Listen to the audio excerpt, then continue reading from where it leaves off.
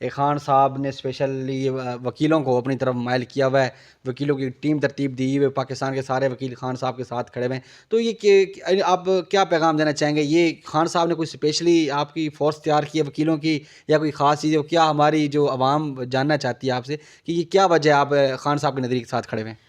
نگار بھائی، ایکچولی اب بڑا زبردست کویسچن آپ نے کیا ہے. اگر اب مجھے کوئی کہا جائے کہ مجھے دعوت ملی پی ٹی آئی کی طرف سے، یا پی ٹی آئی کی طرف مجھے کہا گیا کہ جی آپ آئیں اور جوائن کریں، تو یہ بالکل غلط ہوگا.